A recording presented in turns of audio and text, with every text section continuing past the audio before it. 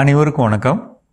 அடுத்து நமக்கு ஒரு மழைக்காலம் வரப்போகுது அப்படிங்கிறப்ப, மழைக்காலத்துக்கு முன்னாடி நம்ம நிலங்களில், அதுவும் முக்கியமாக மழை பெஞ்சா என்னோடய நிலத்தில் தண்ணி தேங்கி நின்றுக்கிட்டே இருக்குங்க.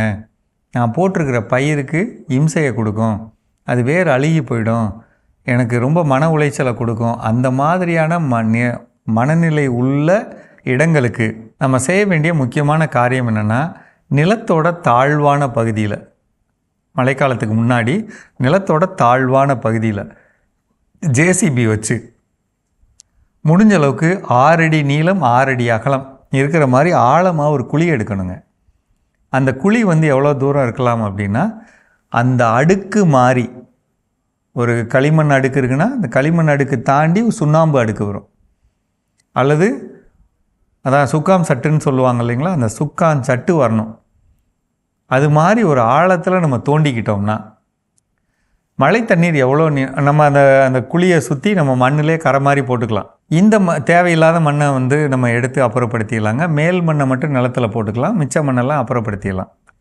இந்த அமைப்பு இருந்தால் என்ன நல்லது அப்படின்னு சொன்னால், ஒருவேளை நீங்கள் வேறு விதமான காய்கறி பயிர் போடுறீங்க, அல்லது ஒரு சிறப்பு பயிர்கள் போடுறீங்க அப்படிங்கிறப்ப, நிலம் காஞ்சிருந்தால் அதோடைய விளைச்சல் நல்லா இருக்குங்கிறப்ப இந்த குழி தோன்ற இந்த தொழில்நுட்பத்தை மட்டும் நீங்கள் கடைப்பிடிச்சிக்கிட்டா, இந்த நிலத்தில் இருக்கக்கூடிய நிறைஞ்ச தண்ணியெல்லாம் வழிஞ்சு அந்த குழிக்கு போயிடும்.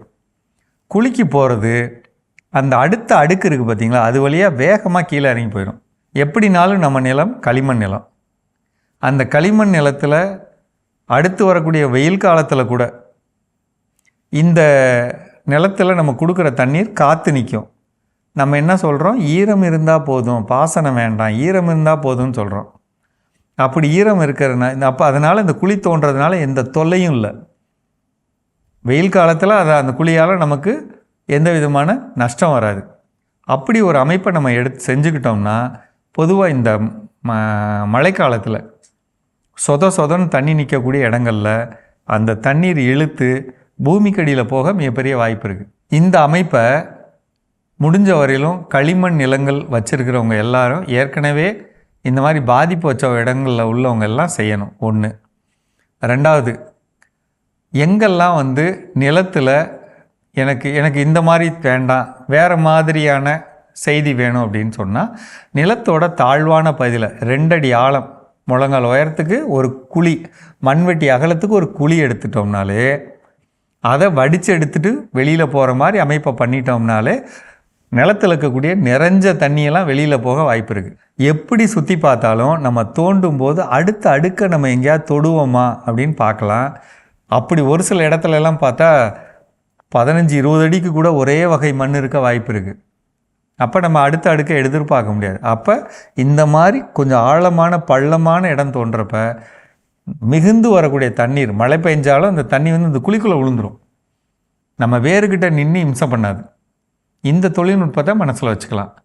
இந்த தண்ணீரை எப்படி வெளியே அனுப்புறது அப்படிங்கிறத இப்போவே திட்டமிட்டு, பக்கத்தில் இருக்கக்கூடிய வாய்க்காலில் தண்ணி இழுத்து கொடுக்கணும்னா எங்கேயாவது அடைப்பு இருக்கா, அதெல்லாம் இப்போவே சரி பண்ணி அந்த வாய்க்காலில் இருக்கக்கூடிய அந்த அடைப்பெல்லாம் எடுத்துட்டோம்னா நம்ம நிலங்களில் இருந்து வரக்கூடிய தண்ணீர் வடிஞ்சு அடித்து அடுத்த நிலத்துக்கு போய் வாய்க்காலுக்கு போகிற மாதிரி இழுத்து கொடுக்குற மாதிரி ஒரு அமைப்பை ஏற்படுத்திடணும். அப்படி பண்ணுறப்ப நமக்கு எந்த விதமான தொல்லை இல்லாத ஒரு நிலம் கிடைக்க வாய்ப்பு இருக்குங்க. அதே மாதிரி நம்மளுடைய நிலங்களில் ஏதாவது குட்டைகள் போட்டிருந்தோம்னா, உதாரணத்துக்கு பண்ணை குட்டை அல்லது சின்ன குட்டைகள் எதுவும் போட்டிருந்தோம்னா, அந்த இடத்துக்கு தண்ணீர் போகிற மாதிரி அமைப்பை தடையெல்லாம் எடுத்து விட்டு எக்ஸஸாக தண்ணி அதுக்கு போய் அதில் விழுகிற மாதிரி ஏற்பாடு பண்ணிக்கணும்.